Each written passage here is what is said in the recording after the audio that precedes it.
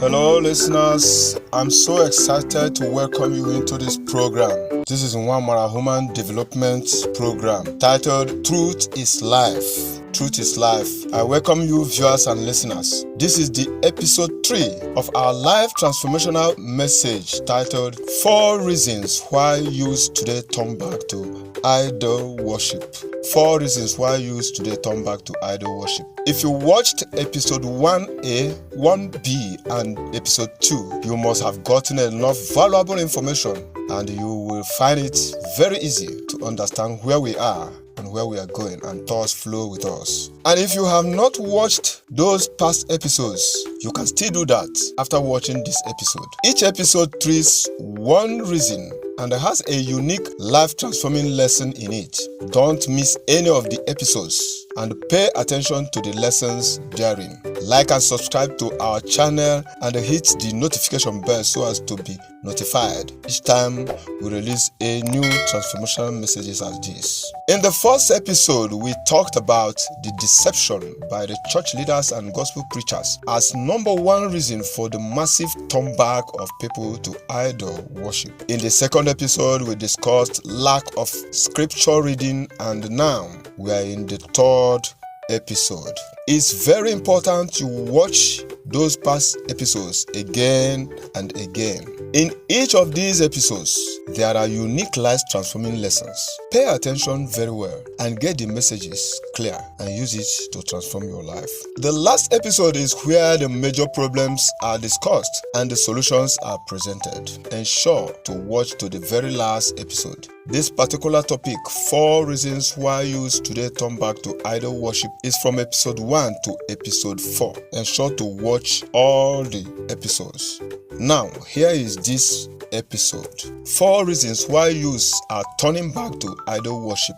Episode 3, reason number 3. The third reason for this massive turn back of our youth from Christianity to idol worship is laziness caused by job mentality. One of our past leaders once said that our youths are lazy, and I know how infuriated everybody was about that statement, especially as it was coming out from his own mouth. But now, the truth is that we all were trained to be lazy, including himself. They used to say that if brains are to be marketed, African brains will be sold at a very high rate because it is the most less utilized brain. Unlike the German, Japan, US, and Chinese brains, 50 years old brains there are almost used up. I want to start this message with the following statement. The same hot water that softens the yam hardens the egg. The same hot water that softens the yam hardens the egg.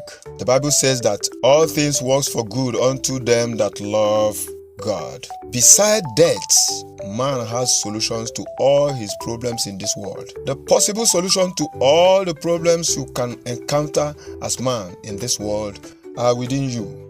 Though education, salvation, and civilization spread all over the world through colonialization contributed to about 75% of the laziness we suffer among people, especially Africa and most especially our nation Nigeria today. God's purpose for man was clear, but the colonial masters used their colonial system to dehumanize and impersonalize man. They made people to think less of who they are, rather who their masters are. Some wretched old men in the village today, who has been used up and retired, still boast that they served the white man some years past. After creation, God made man in his image and after his likeness and gave them power over all other creatures. That is the earth and all animals, plants, minerals in the earth and in the waters, etc. And God went on to say, let them have dominion over the fish of the sea, and over the birds of the heaven, and over the livestock, and over all the earth, and over every creeping thing that creeps on the earth. Genesis chapter 1, verse 26. In verse 27, the word of God says, so God created man in his own image. In the image of God he created them. Male and female he created them. Open the Bible and read this up to verse 30 and see the power God gave to man over all creatures. God created man and woman, and that is Adam and Eve. And they formed the system of procreation. Therefore, every offspring of Adam and Eve possesses the same authority and mandate of God. When some few individuals designed a system to dominate and impersonalize fellow human beings, majority of human beings became lazy. They became dependent on the authority of the few who delight in making them feel less about their own dreams. God never gave man authority to have dominion over fellow human beings. Because everyone wanted to go to school, get good grade, and secure a paying job, people then became lazy with pursuing their individual dreams. Then, after going to school and getting certificate, people now feel they have done all they could do. Imagine when your parents, who are your first role model, spent all their hard-earned money to train you in the school. That simply means they wanted the best for you. But the fact remains, that is not actually the best. Yes, ab initio, it seemed formal education was the best, but not anymore. The current economic development has proven that. Because majority of the people hoped on getting a good paying job, the current economic development becomes a hit to the socio-economic lives of especially Africa and Nigeria in particular. And it seems most people have still not seen the handwriting on the wall. That is why the most lucrative business today among youths is scamming. Most people still don't care about where the world economy is heading to, so as to make a change. If you have not observed that the school system made people lazy, I want you to be rightly informed and conscious of that now. Anyone who disagrees with this should not be blamed, but it is a fact and a truth revealed. Most people don't believe they can be somebody better than what they learned from school, but that is a lie. School education is just a clearing ground for what you will be. That was the reason Jim Rohn said that formal education can make you a living, while self-education can make you a fortune. The school system was not totally anchored on God's purpose for man, rather on individual self-interest. Therefore, as you are going to school to acquire the basic education, be conscious of the mandate of your maker, whom you resemble. Let us make man in our image after our likeness. Genesis chapter 1 verse 25. There is something God deposited in you that you have to work on. Look out for the way through which you can acquire skills on that. That's God's mandate for you to dominate. And remember, not your fellow human beings. That is your God-given talent. Be focused on how you can utilize it to help humanity. And that is service to God as well. Now, what is the way forward? As formal education today is a necessity. Today, formal education is a necessity to all globally, despite how it was originally configured for selfish purposes. Number one, focus more on self-education. Even though you must go to school to acquire basic education, focus more on self-education and skill acquisition. Most millionaires did not rise by what they learned from schools, rather what they learned from their mentors. There are a lot of materials from professionals that you can study and follow their strategies to pursue your dreams. Read financial books. You cannot find such books in the school library or in the school curriculum, but you can pick them in the market. Watch training and motivational videos. There are uncountable numbers of such videos online. Number two, connect to a professional and follow him for training and mentorship. Even though you can have access to all the training materials online, ensure to connect with someone or organization that will guide you step by step through the strategies you need to achieve your dreams. In formal education, even though you have the academic materials, you still need the lecturer to explain certain things before you can do well. Likewise, in whatever profession you want to excel, you need the guidance of someone who have created success in that area. But avoid training and mentorship on illegal or illegitimate businesses. No matter how you succeed in that, there must be payback days ahead. And finally, you may lose heaven. You may lose eternal life with God. Thirdly, be committed to learning and improving. Learn how not to do things half-heartedly. When you start, try to follow to the end. That is called focus. Follow one course until success. When learning gets tougher, let the process improve you and not break you down.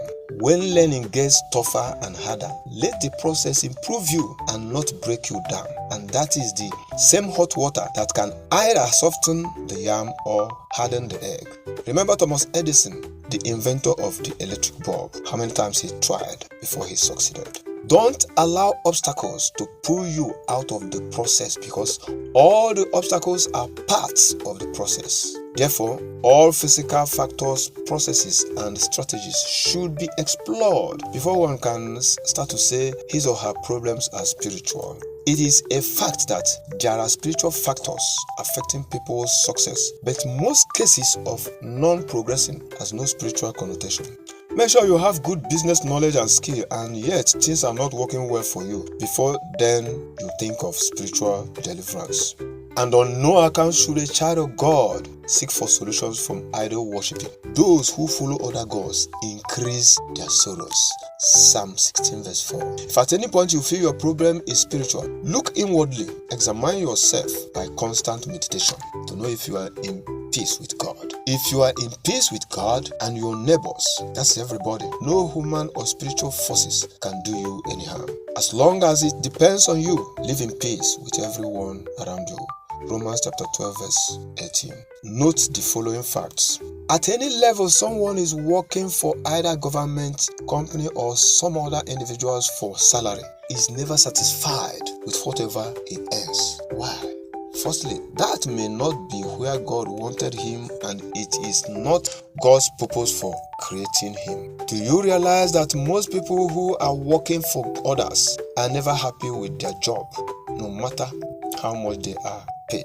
Secondly, it is because the person sees how productive he is and how underpaid he is. God made all of us for services to one another, and it is through the exchange of these services that wealth comes. Everyone has his own life dreams to pursue. And when people began to access that which you have provided, goods or services, you begin to earn living through that. That is unfailing system of wealth creation globally. The cause of hardship and poverty is not religion, but lack of skills, creativity, and self-actualization. In reality, anyone who is working to become the best version of himself must eventually attain self-actualization. According to Jim Rohn, formal education will make you a living, and self-education will make you a fortune. Let us summarize this episode with the difference between formal education and self-education. Formal education, self-education. Formal education aims at obtaining a certificate and qualify to work for someone or the government. Self-education aims at acquiring skills and strategies to establish business for self and family generation. Formal education teaches principles and rules for becoming a good servant. Self-education teaches principles and rules for becoming a good leader and business owner. Formal education prepares you to own a job and earn monthly salary. Self-education prepares you to own a business and pay others monthly salary.